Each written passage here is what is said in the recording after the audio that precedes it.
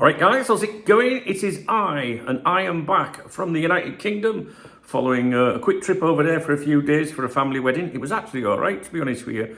I've been talking about that on my other YouTube channel. I'll be doing a morning briefing on there shortly. So if you like this channel, you might like it over there. The link is in the video description to that channel.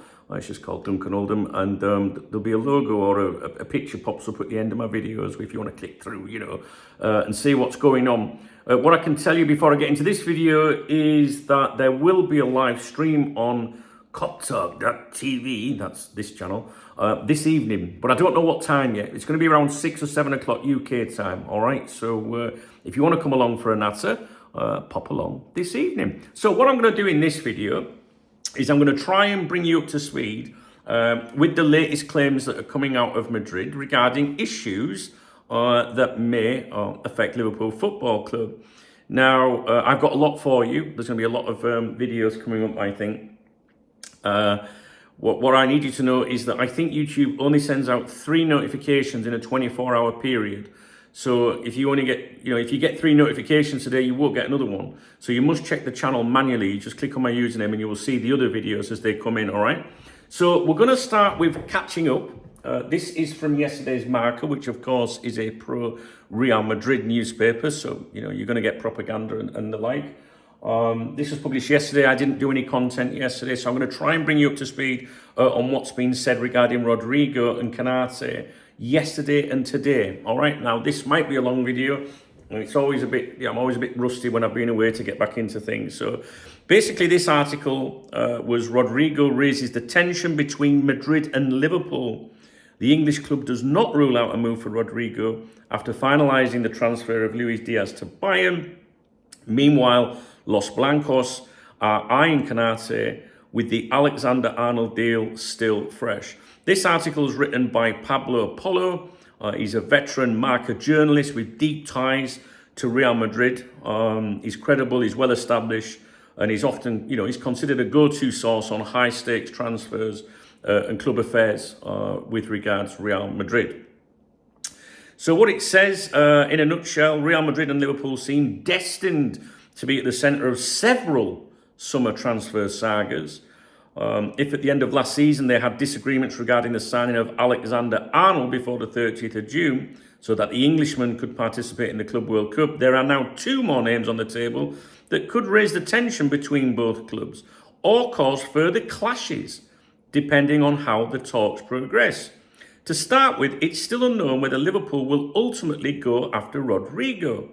It's looking more likely, especially after the club's recent move involving Luis Diaz, their left winger, who is on the verge of joining Bayern. There was a quote from Arne Slot saying, "Lately there are a lot of rumours about him, and I can't go into detail. He's training very well with us, but for now we've decided not to play him." We already know that. That was from a few days back. Once the Colombian's departure to the German club is confirmed, Rodrygo is on Liverpool's list as a natural replacement, a list that also includes Alexander Isak. If Liverpool end up not moving for Rodrygo, it won't be due to a lack of money, because they've become the kings of the market and show no signs of tightening the purse strings. And it goes on to explain how much Liverpool have spent this summer and on the various players that we've recruited. Rodrygo, meanwhile, remains in limbo. His limited involvement in the Club World Cup has fueled all kinds of speculation, especially considering that even under Ancelotti at the end of last season, the Brazilian was entirely out of the spotlight and reportedly sidelined due to injury. With the team returning in just a week, both the club and the player will have to show their hands, if only behind closed doors. But Liverpool are also watching what Real Madrid might do with another one of their players. The footballer on Madrid's radar is Canate, who, as we know, is entering the final year of his contract and has yet to renew with the Reds. Real Madrid could wait for him to become a free agent next June and repeat the kind of deal they just pulled off with Alexander-Arnold. With that move, both clubs disagreed on how much needed to be paid to release the player before the 30th of June and have him join Madrid in time for the Club World Cup. At Anfield, they claim the fee was 10 million euros, while Madrid insist it was half that amount. The French centre-back, prominently featured on the English club's social media, is being closely monitored by Real Madrid. In any case, Liverpool didn't make things easy with Alexander-Arnold and likely wouldn't with Konate either if Madrid and the player tried to close a deal this summer. In fact, they will continue trying to get him to sign a new contract, which I believe. For Madrid, it's not urgent since they've already secured their main targets. Now, I need to consult my notes. I've been to the cafe this morning and I have some bits and pieces for you. Just bear with me. Konate there. Oh, there's all sorts of things. You might get a few of these videos, guys. So let's have a look. So this article here, we've gone over that. Liverpool not ruling out a move for Rodrygo, they claim. Rodrygo could potentially take Diaz's place. Real Madrid sounding out Konate. Even though the trade to Trent deal has only just happened. That's Dave, my AI, throwing that into my notes. Marcus suggests a growing summer saga between Liverpool and Madrid with multiple transfer threads still open. So that was yesterday's updates from Madrid. And then we have one today, which is this one. I think you can see it here. And basically, we're not going to go through the entire article because it's more about Tottenham, to be honest with you. And they say that Tottenham are leading the race for Rodrygo. They say in this article here, and again, AS is a Madrid-based pro-Real Madrid newspaper, okay? They say Chelsea are going for the signing of Xavi Simons for the left wing. For Liverpool, Rodrygo is no longer a priority after Isak became available. Two clubs that started as favourites are now out of the race without even making an offer, therefore implying that Tottenham are now in pole position. In this article, they add that Spurs won't pay the €90 million fee and high wages. So they need to, what this is basically saying is Tottenham are saying, well, we're not paying that and that, so you need to do something somewhere, right? So something would have to change on that front for them to truly get involved.